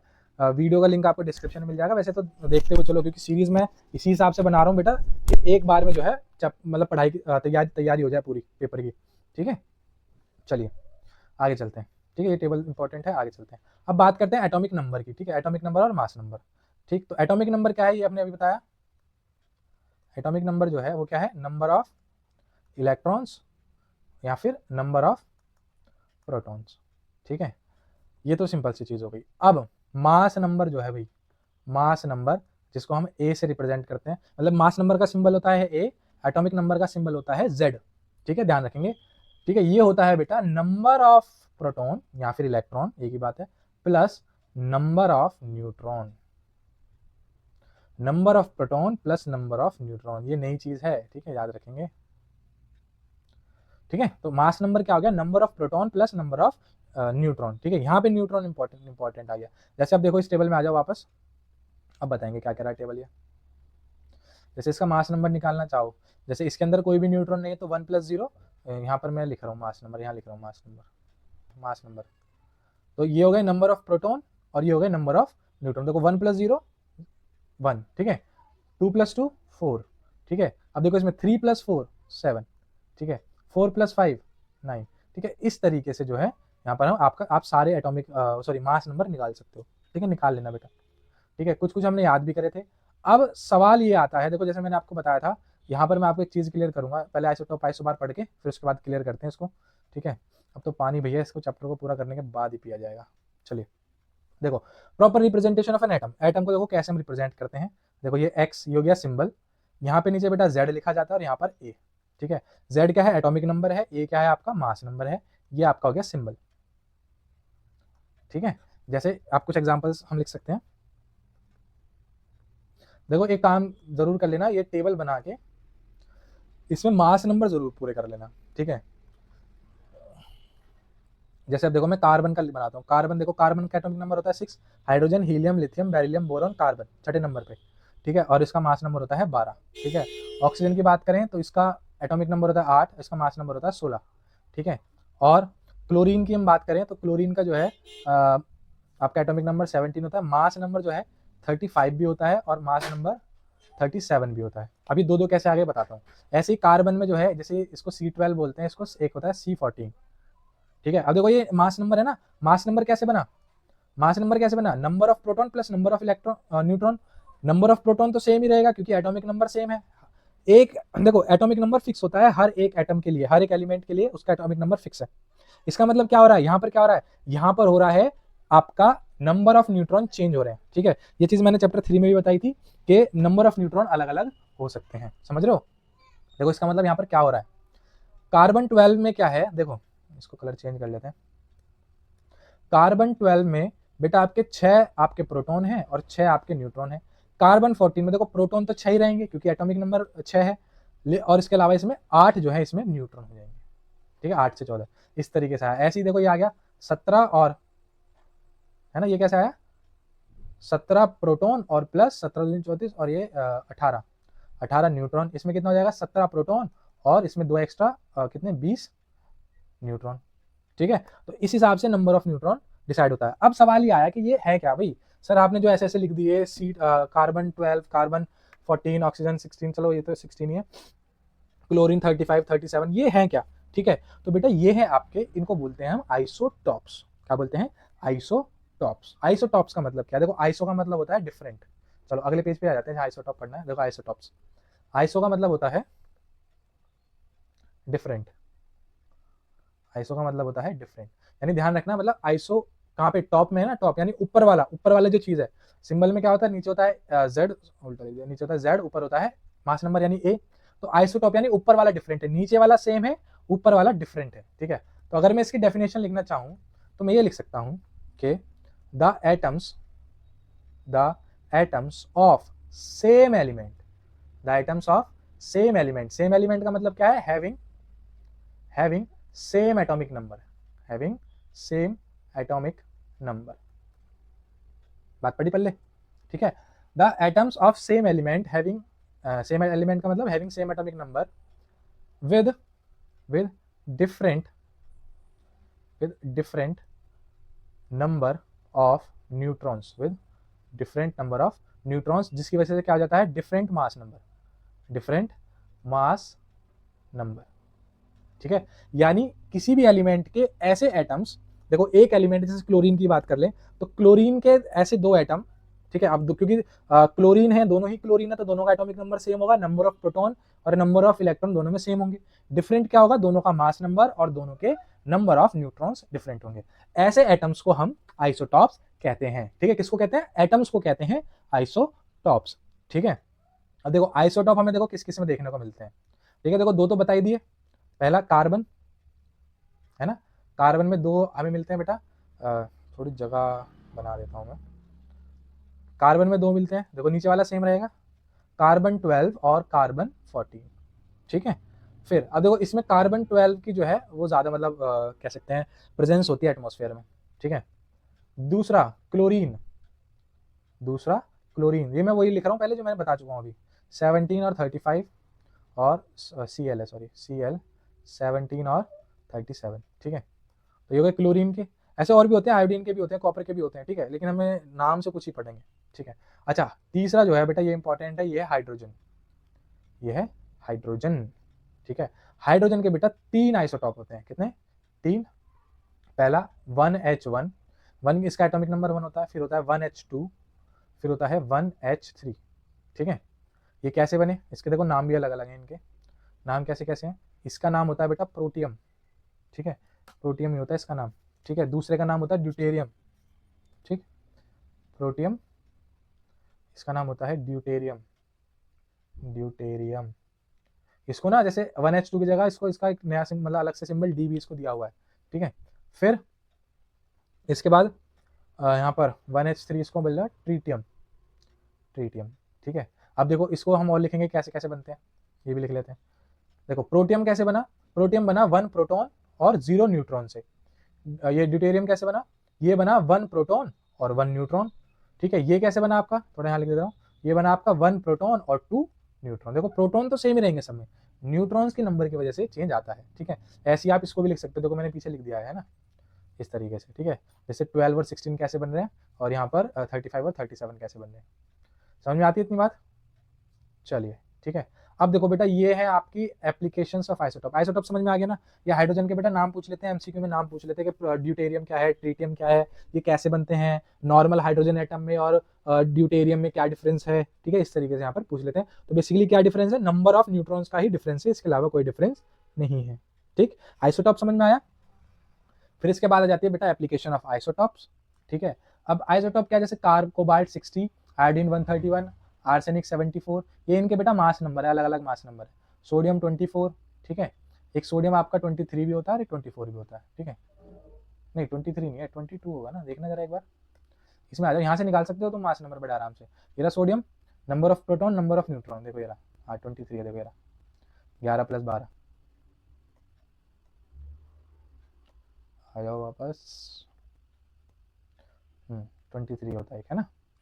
तो देखो कैंसर ट्रीटमेंट में कोबाल्ट 60 होता है, गोइटर ट्रीटमेंट में आयोडीन 131, ट्यूमर डिटेक्शन के लिए आर्सेनिक 74 और ब्लड क्लॉट डिटेक्शन के लिए सोडियम 24, ठीक है। अब न्यूक्लियर रिएक्टर्स में देखो यूरेनियम 235, यूरेनियम 235 का मतलब क्या, देखो समझो, इसमें नंबर ऑफ न्यूट्रॉन ज्यादा होते हैं, जिसकी वजह से न्यूक्लियस जो है काफी बड़ा हो जाता है, और काफी बड़ा न्यूक्लियस होने का मतलब है कि वो आसानी से टूट जाता है, ठीक है। इसीलिए बेटा यहाँ पर जब न्यूक्लियस टूटता है तो उसमें से काफी ज्यादा एनर्जी निकलती है, जिसको हम न्यूक्लियर रिएक्शन भी कहते हैं, ठीक है। न्यूक्लियर बॉम्ब इसी प्रिंसिपल पर काम करते हैं आपके, ठीक है। ये न्यूक्लियर रिएक्टर में न्यूक्लियर फ्यूल की तरह काम करता है, ठीक है। एनवायरमेंटल एप्लीकेशन कह सकते हो, कार्बन डेटिंग। कार्बन डेटिंग होती है बेटा कि कोई भी फॉसिल है, जैसे जमीन के नीचे हमें डायनासोर की हड्डी मिली, तो कार्बन डेटिंग की वजह से हेल्प से हम मतलब बता सकते हैं कि कितना पुराना है। कार्बन डेटिंग का मतलब क्या है, ये आपने बेटा कोल की फॉर्मेशन में आपने पढ़ा होगा छोटी क्लास में कि कोल कैसे बनता है। उसमें ना कोल में जो है उसकी कार्बन की परसेंटेज बढ़ती चली जाती है टाइम के साथ। तो हम बेसिकली क्या करते हैं, कार्बन 14 जो है इसमें, उस कार्बन 14 की हम कंसेंट्रेशन चेक करते हैं कि कितनी अमाउंट उसमें प्रेजेंट है, कितनी % कार्बन है उसमें, ठीक है। तो उस हिसाब से हम उसकी डेट बता सकते हैं, ठीक है। तो isotope of oxygen, hydrogen, sulphur, nitrogen, देखो सबकी लगभग सबके आइसोटॉप मिल जाते हैं। Carbon are use in these experiments, कौन कौन से, एनवायरमेंटल और इकोलॉजिकल एक्सपेरिमेंट जितने भी होते हैं उनमें इनका हम यूज कर लेते हैं, ठीक है। तो ये हो गई बेटा applications of isotopes. Application of isotopes भी आपसे पूछ लेता है, तो ठीक है, इसलिए आप इसको याद कर लेना बेटा, लिख लेना। चलिए लास्ट टॉपिक पे चलते हैं, इसके बाद खत्म है हमारा काम। अच्छा, इससे मुझे एक चीज याद हो रही, भाई मैंने ना एक गलती कर दी थी पिछली वीडियो में, एटम्स एंड मॉलिक्यूल वाली में। बेटा मैंने ना पोटेशियम को 40 लिखवा दिया था, पोटेशियम का 39 ही होता है, आर्गन का एटॉमिक मास जो है वो 40 होता है, और कैल्शियम का वो 40 होता है, ठीक है। और आइसोबार में भी हमें यही चीज पढ़नी है, क्या, यही चीज इसमें पढ़नी है हमें कि the atoms of different elements, ध्यान देना यहाँ पे क्या लिखा हुआ है, डिफरेंट एलिमेंट्स। देखो यहाँ पे लिखा हुआ आइसो बार, आइसो बार यानी डिफरेंट बार, डिफरेंट बार मतलब नीचे वाला समझ लो, ठीक है। आइसो बार यानी नीचे वाला अलग है, जैसे देखो इसका कार्बन का 20 होता है और इसका 18 होता है, तो नीचे वाला पार्ट अलग है, ठीक। और जब नीचे वाला यानी एटॉमिक नंबर ही अलग हो गया तो वो आपका एटम ही यानी एलिमेंट ही अलग हो जाएगा, ठीक है। तो atoms of different elements having same mass number, having same mass number are called isobars. समझ में आई इतनी बात, ठीक है। कि सेम मास नंबर हो, मतलब अलग अलग एटम के एलिमेंट्स का, जैसे जैसे हो गया ना, एक कैल्शियम का एटम है और एक आर्गन का एटम है, ठीक है। इन दोनों का मास नंबर सेम है। अभी किसकी वजह से हुआ होगा, देखो समझो, इसको यहाँ लिख देते हैं, आर्गन जो है 18 है और 40, इसको ऐसे तो लिखेंगे, तो इसका मतलब क्या हुआ, इसमें 18 प्रोटॉन है और 22 न्यूट्रॉन है। कैल्शियम की बात करेंगे, होता है भैया 20 और 40, इसमें आपके 20 प्रोटॉन है और 20 न्यूट्रॉन है, ठीक है। तो ये basically different arrangement of neutrons की वजह से ही होता है, मतलब नंबर ऑफ डिफरेंट न्यूट्रॉन्स, ठीक है, इस वजह से ही ये होता है, मेनली आइसोटॉप और आइसोबार जो बनते हैं। समझ में आ गई बात। तो ये था बेटा आपका चैप्टर 4, ठीक है। यहाँ पर आपका चैप्टर 4 खत्म होता है, इसमें हम वापस आ जाते हैं एक बार, ठीक है। तो क्या क्या पढ़ा हमने, ठीक है, डिस्कवरी ऑफ सब एटॉमिक पार्टिकल्स, एटॉमिक मॉडल्स पढ़े, रिप्रेजेंटेशन ऑफ एटम पढ़ा, ठीक है, एटॉमिक नंबर, मास नंबर और एटॉमिक मास पढ़ा, आइसोटॉप और आइसोबार सारे पढ़ लिए, ठीक है। तो एक बार रिकैप कर लेते हैं भाई, समराइज कर लेते हैं, ठीक है। डिस्कवरी ऑफ इलेक्ट्रॉन किसने करी, जे थॉमसन ने, कब करी, 1897 में करी, किसकी हेल्प से करी, कैथोड रेज एक्सपेरिमेंट की हेल्प से करी, ठीक है, ठीक, जैसे ये रहा, ठीक है, ये उसकी ऑब्जर्वेशन थी, ये पढ़ने के लिए पेपर में ना पूछी जाती ज्यादा, ठीक है। फिर डिस्कवरी ऑफ प्रोटॉन किसने करी? ई गोल्डस्टीन ने करी। कब करी? 1919 में करी। किसकी हेल्प से करी? कैनाल रेज की हेल्प से, बाय डूइंग कैनाल रे एक्सपेरिमेंट, ठीक है। फिर न्यूट्रॉन की डिस्कवरी 1932 में जेम्स चैडविक ने करी। बात खत्म, ठीक है। इसके बाद स्ट्रक्चर ऑफ एटम, ठीक है, मैंने लिख दिया देखो। इसके बाद स्ट्रक्चर ऑफ एटम 3 पढ़ने, जे थॉमसन ने पुडिंग और वाटरमेलन मॉडल दे दिया। उन्होंने बिना किसी एक्सपेरिमेंटेशन के, बिना किसी रिसर्च के मॉडल दिया था, इसलिए फेल हो गया था, ठीक है। इसके अलावा अच्छा क्यों डाला, सवाल ये आता है कि भाई क्यों डाल दिया, जब फेल हो गया तो क्यों डाला। ये ना हम कहते हैं ना कि इंसान अपनी गलतियों से सीखता है, तो भाई पहले क्या गलत करा था उसको सही करके फिर हम आगे बढ़ सकते हैं। जैसे सेम यहाँ पर रदरफोर्ड ने देखो एक बहुत बढ़िया एक्सपेरिमेंट करके हमें एक बेस तैयार करके दे दिया कि भैया एटम ऐसा होता है, ठीक है। रदरफोर्ड का गोल्ड फॉइल स्कैटरिंग एक्सपेरिमेंट था, ठीक है, जिसमें सवाल आएगा गोल्ड फॉइल क्यों यूज करी थी, क्योंकि ये मोस्ट मैल्यूएबल मेटल होता है, पतले से पतला बहुत कर सकते हो उसको, ठीक है। अल्फा पार्टिकल्स क्या होते हैं? डबली चार्ज हीलियम एटम्स होते हैं, ठीक। और यहाँ पर इसके फिर ऑब्जर्वेशंस, ठीक है। ऑब्जर्वेशन और कंक्लूजन दोनों ही पूछी जाती है बेटा, ठीक है। आप यहाँ से लिख सकते हो चाहे एनसीईआरटी से लिख लो, मर्जी तुम्हारी है। अब रदरफोर्ड का फिर ये आपका मॉडल हो गया, यानी इसका पोस्टुलेट हो गया। ये उसकी लिमिटेशन हो गई थी कि भैया इलेक्ट्रॉन जो है अगर सर्कुलर मोशन में घूम रहे हैं तो वो कंटिन्यूसली एक्सलेट होंगे, और अगर कंटिन्यूसली एक्सलेट हो रहे हैं तो एनर्जी रेडिएट करेंगे, ऐसे तो वो न्यूक्लियस में गिर जाएंगे। ये चीज़ वो एक्सप्लेन नहीं कर पाए थे, जिसको एक्सप्लेन करा किसने? नील बोर ने, ठीक है। ये लिमिटेशन हो गई। नील बोर ने इसको क्या करा? एक्सप्लेन किया कि भैया अगर इलेक्ट्रॉन एक अपने फिक्स ऑर्बिट में घूम रहा है, फिक्स एनर्जी लेवल में घूम रहा है, तो वहां वो कोई भी एनर्जी रेडिएट नहीं करेगा, ठीक। अगर वो शेल चेंज करता है तो वो एनर्जी या तो उसको लेनी पड़ेगी या उसको रिलीज करनी पड़ेगी, ठीक। इसके अलावा देखो इसको ना तुम ऐसे भी समझ सकते हो, जैसे सन है, ठीक है। सन और अर्थ के बीच में ग्रेविटेशनल फोर्स लग रही है। सन जो है अर्थ को ग्रेविटेशनल फोर्स की वजह से अपनी तरफ खींच रहा है, जिसको अपोज करने के लिए वो उसने रोटेट होना स्टार्ट कर दिया। सन जब उसको अपनी तरफ खींच रहा है उसको कहते हैं सेंट्रीपिटल फोर्स, जो सेंटर की तरफ लगती है, तो उसको अपोज करने के लिए वो रोटेट होना स्टार्ट हो जाता है, जिससे बाहर की तरफ एक फोर्स लगती है, सेंट्रीफ्यूगल फोर्स, और वो फिक्स ऑर्बिट में फिर घूमने लग जाता है। सेम ऐसे ही यहाँ पर भी सेम कॉन्सेप्ट लगता है कि जो न्यूक्लियस है वो पॉजिटिव चार्ज है, जो इलेक्ट्रॉन है वो नेगेटिव चार्ज है, दोनों के बीच में अट्रैक्शन फोर्स है, ठीक। उस अट्रैक्शन फोर्स को अपोज करने के लिए इलेक्ट्रॉन रिवॉल्व करता है, जिससे अब देखो जो अट्रैक्शन फोर्स लग रही है वो सेंट्रीपिटल फोर्स होगी। सेंट्रीपिटल फोर्स होता है जो सेंटर की तरफ लगती है, ठीक है। उसको जब अपोज करने के लिए वो घूमने लगा तो क्या लगा? बाहर की तरफ एक फोर्स लगने लग गई, जिसको सेंट्रीफ्यूगल फोर्स कहते हैं। और सेंट्रीपिटल और सेंट्रीफ्यूगल दोनों फोर्सेस कैसी हो गई? बैलेंस हो गई, जिसकी वजह से वो एक फिक्स ऑर्बिट में सेट हो गया और वो वहीं पे घूमता रहेगा। अगर हम चाहते हैं कि वो अपना ऑर्बिट चेंज करे तो हमें उसको एनर्जी देनी पड़ेगी, या फिर कह लो उसको फोर्स, उसके ऊपर फोर्स लगानी पड़ेगी, ठीक है। फोर्स कम या ज्यादा लगानी पड़ेगी, ठीक है। इस तरीके से ही ये चीज काम करती है। फिर हमने ये आपके बोर्स मॉडल के पोस्टुलेट हो गए, ये number of electrons in nth orbit, ठीक है। इलेक्ट्रॉन्स का इलेक्ट्रॉन अरेंजमेंट या फिर इसको इलेक्ट्रॉनिक कॉन्फ़िगरेशन भी बोल सकते हैं। ये पेपर में आ जाती है बेटा, नाम से आ जाती है कि draw the electronic configuration of sodium, तो सोडियम का हमें एटॉमिक नंबर पता होना चाहिए, जिसके लिए बेटा जो इसे याद करवाई थी, hydrogen, helium, lithium, beryllium, boron, carbon, nitrogen, oxygen, fluorine, neon, sodium, magnesium, aluminium, silicon, phosphorus, sulphur, आगे फिर क्लोरीन, आर्गन, पोटेशियम, कैल्शियम, ठीक है। ये जो याद कराई थी इसको उंगलियों पे याद रखना, ठीक। आप लाइन से याद रख लोगे, एटॉमिक नंबर आ गया, जितना एटॉमिक नंबर उतने ही इलेक्ट्रॉन, फिर हमें रूल पता है ये 288 वाला, उसे अरेंज कर देंगे, ठीक है। बाकी देख लेना एक बार, ठीक है। ये नंबर ऑफ न्यूट्रॉन्स इसमें नया इंक्लूड हो गया, ठीक। एटॉमिक नंबर क्या होता है? नंबर ऑफ इलेक्ट्रॉन या फिर नंबर ऑफ प्रोटॉन, ठीक है। मास नंबर क्या हो गया बेटा? नंबर ऑफ प्रोटॉन, सिंपल सी बात, और प्लस नंबर ऑफ न्यूट्रॉन, ठीक है।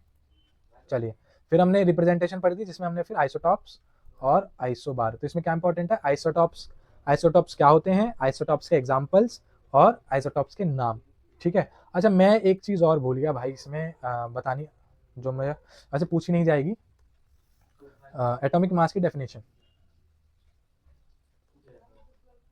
ठीक है। तो ये है 1/12 of mass of carbon 12 atom.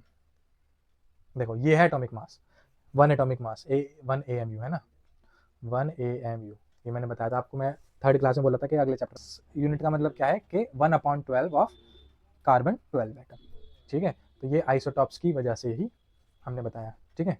समझ में आती है इतनी बात? चलो अब देखो इसमें ना एक चीज़ और आती है, देखो एक क्वेश्चन और आता है, बड़ा इंपॉर्टेंट है, ठीक। वो इंपॉर्टेंट क्वेश्चन ये है कि सर क्लोरीन जो है वो 17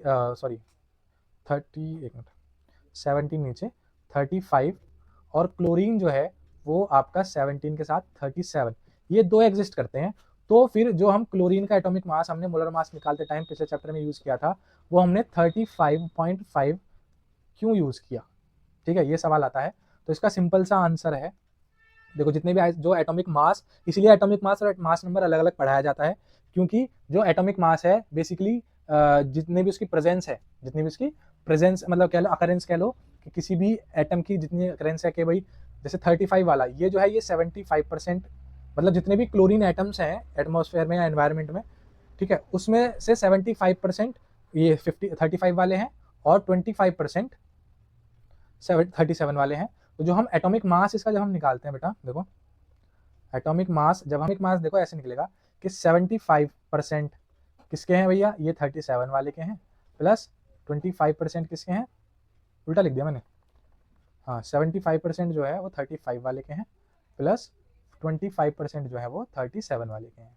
ठीक है, यानी 75% जितने भी क्लोरीन के एटम्स प्रेजेंट हैं उसके 75% 35 वाले हैं और ये इतने वाले। ठीक है, तो ये इसको सॉल्व कर दो बस, सिंपल सी बात है, 75/100 इंटू 35 प्लस 25/100 इंटू 37, भाई इसको कर दो मल्टीप्लाई, ये कितना हो जाएगा, ये हो जाएगा आपका, इसको 25 से काट दो, 25 से काटोगे कितना 3, 25 से काटोगे 4, 25 से काटोगे 1, 25 से काटोगे 4, तो जाएगा 3 इंटू 35/4 प्लस 37/4, एलसीएम आ गया 4, और यहाँ इसको मल्टीप्लाई कर लो, 35 इंटू 5 बेटा हो जाएगा 105 प्लस 37, तो ये जाएगा 7 5 12 2 1 3 और 1 4, 142 डिवाइडेड बाय 4, तो ये आ गया आपका कितना, यहाँ लिख देता हूँ 35.5 यू या फिर एटॉमिक मास यूनिट AMU। समझ में आ रही इतनी बात? ठीक है, आवाज अब भाई गई है बिल्कुल। ठीक है भाई, ये था हमारा चैप्टर 4। ठीक है, तो अपने दोस्तों के साथ शेयर कर देना बेटा, अगर वीडियो अच्छी लगे, हेल्पफुल लगे तो लाइक वाइक भी कर देना। ठीक है, चलिए बेटा, this was chapter 4 structure of atom. अच्छा, नोट्स के लिए बेटा जो भी मैंने लिखा है इसके लिए आप लोग को व्हाट्सएप पे मैसेज कर देना, व्हाट्सएप नंबर डिस्क्रिप्शन में डाल दूंगा। ठीक है, so all the best for your exam, thank you.